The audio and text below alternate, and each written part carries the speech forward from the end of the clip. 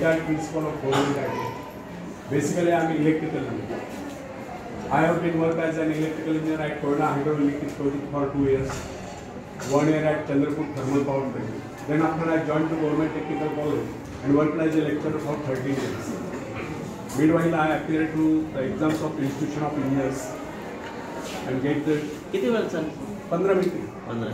AAMI is associated member of the Institution of Engineers.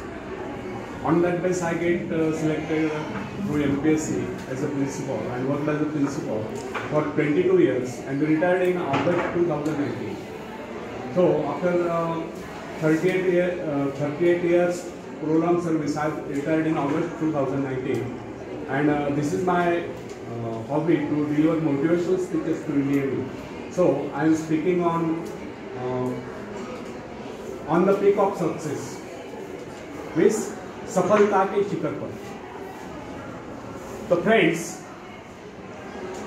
यदि आप स्वयं में अपने भाग्य का निर्माता बनना चाहते हैं और आपकी प्रबल इच्छा है कि आप सफलता की बुलंदियों को छुए, तो इसके लिए सर्वप्रथम आपको अपना व्यवहार बदलना होगा.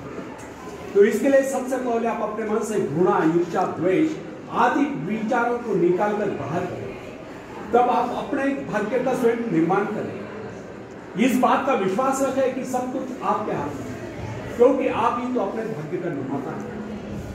फ्रेंड्स, मनुष्य एक ऐसा प्राणी है जिसे प्रकृति ने, निसर्ग ने सब कुछ दे रखा है. इतना ने प्राकृतिक गुणों के अतिरिक्त यदि किसी प्राणी में कुशलता है तो वो अपने कौशल से दूसरों के गुणों को अपनाकर और भी अधिक गुण संपन्न हो सकता है. उदाहरण के लिए, हम मछली की भांति जल के जीव नहीं, लेकिन हमारे मन में उसके भांति तैरने की इच्छा जागृत हुई तो हमने तैरना सीख लिया. पक्षियों की भांति हमारी परवाज करने की इच्छा हुई तो हमने हवाई जहाज बना लिया. इस प्रकार प्रकृति ने, निसर्ग ने मनुष्य को इस प्रकार बनाया कि वह सब कुछ कर सकता. अतः प्रकृति से प्राप्त सुविधा का लाभ हम स्वयं नहीं उठाते हैं तो हम जैसा मूर्ख भला हो. तो प्रकृति ने हमें क्या नहीं दिया? उसने हमें एक ऐसी शक्ति दी, बल्कि जादुई शक्ति दी है जिससे हम सब कुछ पा सकते हैं. हाँ, ये अलग बात है कि हम उस शक्ति को पहुंचा नहीं पा रहे. अरस्तु ने एक बार चौराहे पर खड़े होकर चिल्लाया, इस दुनिया में सब कुछ है, जो चाहो सो पाओ, पर पहले अपने को उस योग्य बनाओ. अरस्तु ने कहा, इस दुनिया में सब कुछ है, जो कर्महीन है वह कुछ नहीं पाता है. एक कटु सत्य, एक उक्ति भी है, कर्महीन नर पावत नहीं. आपको क्या चाहिए इस पर विचार करिए, फिर गंभीरतापूर्वक उसके लिए योजना बनाए. योजना बनाकर उस पर अमल करें, बराबर प्रयत्नशील रहे. एक दिन आप अपनी इच्छा पूर्ति करके रहोगे, एक दिन आपको सफलता अवश्य मिलेगी. फ्रेंड्स, यदि हम सतत विकासमान हैं तो हमारी शक्तियां क्षीण नहीं हो सकती. जिस प्रकार घर का कूड़ा प्रतिदिन झाड़ू से साफ करना पड़ता है, उसी प्रकार मन के कूड़े को प्रतिदिन साफ करें. निरंतर नए विचार, आगे बढ़ने के विचार, प्रगति के विचार, उन्नति के विचार मन में लाए, तब शक्तियों को क्षीण करने की क्रिया स्वयं समाप्त हो जाएगी. हमारे मन तथा शरीर में निरंतर विकास की क्रिया जारी रहना स्वाभाविक. इसमें बाधा तब पड़ती है जब दूषित विचार हमारे मन पर आक्रमण करते हैं. मन पर दूषित विचारों का आक्रमण तभी होता है जब हमारे मन में खालीपन होता है. जब तक हम अपने मन में विकास के विचार रखते हैं तब तक अवनति के विचार नहीं सकते. प्रगति के विचार है तो अवनति के विचार नहीं सकते. मन को नवीन तथा तरोताजा करने के अनेक उपाय हैं. इस विषय में हम सबके भिन्न भिन्न अनुभव हो सकते हैं. हम देखते कई बार हमारे मन में दुख और निराशा की छाया आश्चर्यजनक रूप से लुप्त हो जाती है. दुख के घिर आए बादल हट जाते हैं, उनके स्थान पर हर्ष की धूप खिल उठते हैं. कम से कम कुछ समय के लिए जीवन के प्रति हमारा दृष्टिकोण बदल जाता है. कई बार हम अनुत्साहित और निराश हो जाते हैं और अकस्मात कोई शुभ समाचार आ जाता है और हमारा हृदय हर्ष से गदगद उठता है. अथवा कोई असोड़ सहृदय व्यक्ति आ जाता है, वो हमारी मनस्थिति में पूर्णतया परिवर्तन ला देता है. या कोई परम प्रिय मित्र आकर सारा वातावरण ही बदल जाता है. अथवा अचानक किसी सुंदर स्थान अथवा देश की यात्रा करने का अवसर प्राप्त हो जाया करता है, उसके प्राकृतिक सौंदर्य का लेप हमारे हृदय को शीतल कर देता है।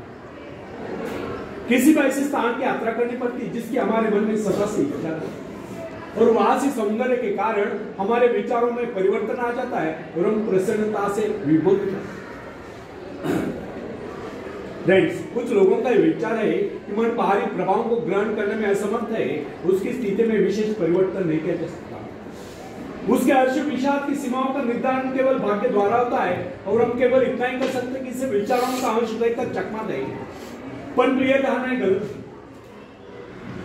हमारे पास ऐसे असंख्य उदाहरण हैं जिनमें व्यक्तियों की मनोवृत्ति में आमूल परिवर्तन होता देखा गया है। उनके मस्तिष्क में क्रांति होती देखी गई। बहुत से लोग जो जन्म से दुर्बल थे, वे व्यायाम द्वारा सफल होते देखे गए और कर्मण्य होते देखे गए। ऐसे अनेक उदाहरण हमारे सम्मुख है जिनमें व्यक्ति मानसिक शक्तियों से रहित थे, किंतु प्रयत्न द्वारा उनमें भारी परिवर्तन आ गया। उनका दुर्बल व्यक्तित्व प्रबल व्यक्तित्व में परिणत हुआ। साहस का एक उदाहरण लीजिए। बहुत से सफल व्यक्ति पहले इस गुण से रहित थे। खतरा था कि उनका समस्त भविष्य अंधकार में होता, परंतु माता पिता या गुरु की शिक्षा का उन पर ऐसा प्रभाव पड़ा कि उनके जीवन की धारा ही बदल गई। इससे सिद्ध होता है कि मनुष्य उपदेश प्राप्त करके या अभ्यास से विचारों में क्रांति ला सकता है। साहस पर मनुष्य का जन्म सिद्ध अधिकार है। साहस के भाव परिपक्व होने पर वही व्यक्ति जो पहले कायर समझा जाता था, शौर्य पराक्रम के कारनामे कर लोगों को चकित कर देता है।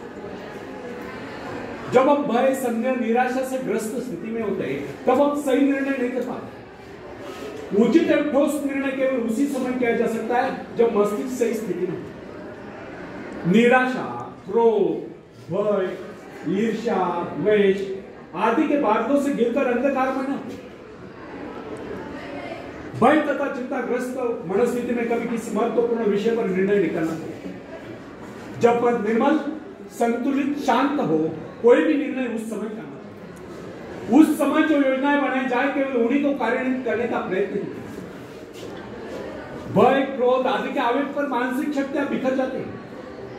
उस समय मन एकाग्र न रहने के कारण निर्णय गलत होते हैं। यदि मनुष्य सही शिक्षण प्राप्त करे या मन को अभ्यास कराए, तो निराशा, क्रोध, ईर्ष्या, द्वेष आदि विचारों को कुछ क्षणों में अपने मन से निकालकर बाहर कर सकता है तथा प्रसन्नता का अनुभव कर सकता है। प्रसन्नता, आशा, आकांक्षा, उत्साह, इन भावनाओं के आते ही मन का अंधकार दूर हो जाता है। अतः व्यक्ति को चाहिए कि रचनात्मक विचारों को हर समय अपने मन में रखे। सभ्यता की प्रत्येक नई आवश्यकता मानव मस्तिष्क को नई चुनौती देती है, और जिस प्रकार जानवरों तथा मनुष्यों के शरीरों में जलवायु तथा वंश रक्षा के उद्देश्य से समय की आवश्यकता के अनुरूप लगातार सुधार होता चला गया है, उसी प्रकार आज के परिवर्तित आवश्यकता वाले संसार की मांग के अनुरूप मनुष्य को भी अपने मस्तिष्क को सुधार कर मुकाबले के लिए तैयार करना पड़ता है। मस्तिष्क पर जिन विषयों पर सोचने का भार आ पड़ता है, उसी का अनुरूप अपने में परिवर्तन कर लेता है। वह नई कोशिकाओं का विकास कर लेता है, दुर्बल कोशिकाओं की मरम्मत कर लेता है तथा उन्हें मुकाबले के लिए तैयार कर लेता है। फ्रेंड्स, बड़े शहर के हलचल और शोरगुल में काम करने वाले व्यक्ति का मस्तिष्क विविध रूपों में विकसित होगा। वह शीघ्र सोचेगा, तेजी से गति करेगा, संश्लिष्ट विविध कार्यों में द्रुत गति से चेष्टा करेगा। शीघ्र आ पड़ने वाली विविध आपातकालिक क्रियाओं का मुकाबला करने के लिए वह तुरंत कार्यवाही करने का अभ्यस्त होता है। छोटे नगर, कस्बे में रहने वाले व्यक्ति का मस्तिष्क भिन्न प्रकार से विकसित होता है, क्योंकि उसकी आवश्यकता इतनी विविध नहीं और उसे तुरंत ही बहुत से निर्णय करने की आवश्यकता भी नहीं होती। फ्रेंड्स, यह कदापि न भूले कि प्रत्येक कार्य मस्तिष्क सम्मुख नई चुनौती उपस्थित करता है और उसकी आवश्यकता के अनुरूप मस्तिष्क अपनी काबिलियत का विकास कर लेता है तथा विशिष्ट किस्म के काम के लिए अपनी शक्तियों को बढ़ाता है। विभिन्न धंधों, नौकरियों, व्यापारों एवं व्यवसायों के लिए विभिन्न प्रकार के शारीरिक तथा मानसिक चेष्टाओं की आवश्यकता होती है। इन आवश्यकताओं में भी तीव्र गति से निरंतर परिवर्तन होता रहता है। अतः जिस व्यक्ति का मस्तिष्क जितना अधिक ग्रहणशील, संवेदनशील, सूक्ष्म होता है, वह उतनी तीव्रता से अपने में परिवर्तन लाने में समर्थ होता है तथा नए संघर्ष में सफलता एवं विजय प्राप्त करता है। उदाहरणतः एक पुरोहित की आवश्यकता है विशिष्ट होती, अतः उसका मस्तिष्क उन्हीं आवश्यकता के अनुरूप विकसित होगा। वर्ष तक उसका मन निरंतर आध्यात्मिक विषयों के चिंतन में लीन रहता है और फिर उसके मस्तिष्क के विकास का स्वरूप एक वकील, व्यावसायिक एवं भवन निर्माण विशेषज्ञ से भिन्न होता है। जिस व्यक्ति का जीवन अध्ययन या बौद्धिक हलचलों में लीन रहा है, उसके मस्तिष्क शरीर का विकास एक व्यापारी के मस्तिष्क से भिन्न होता है। अध्यापक में विचारों की उन्मुक्तता, भौतिक पदार्थ के प्राप्ति के आग्रह का अभाव, एकांत प्रियता दिखाई देती, जबकि व्यापारी में समझदारी, दूरदर्शिता, चतुरता, नियमबद्धता, समयबद्धता और पूर्ति दिखाई देगी। महत्वाकांक्षा मस्तिष्क के विकास में परिवर्तन या सुधार लाने वाली प्रबल शक्ति है। महत्वाकांक्षा या अपने जीवन के उद्देश्य को तय कर लेना स्वयं अपने आप में मस्तिष्क संबंधी बहुत ही महत्वपूर्ण घटना है।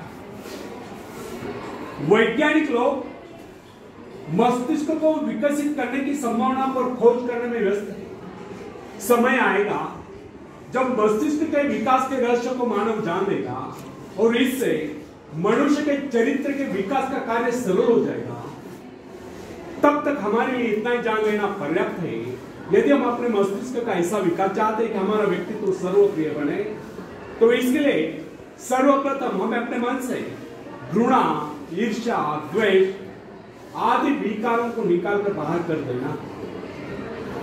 जब यह गुण हमारे भीतर नहीं होंगे, तब हम हर क्षेत्र में अपने पांव जमा सकते हैं, दुनिया जहां से सहयोग ले सकते हैं तथा सफलता की ऊंचाइयों को छू सकते हैं।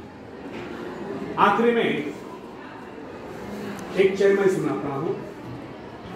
जिंदगी में रास्ते बनाए नहीं मिलते, उन्हें स्वयं बनाना पड़ता है। जिंदगी में रास्ते बनाए नहीं मिलते, उन्हें स्वयं बनाना पड़ता है। मंजिलें यूं ही नहीं मिलती यारो, उन्हें मेहनत से हासिल करना पड़ता है। उन्हें मेहनत से हासिल करना पड़ता है। धन्यवाद।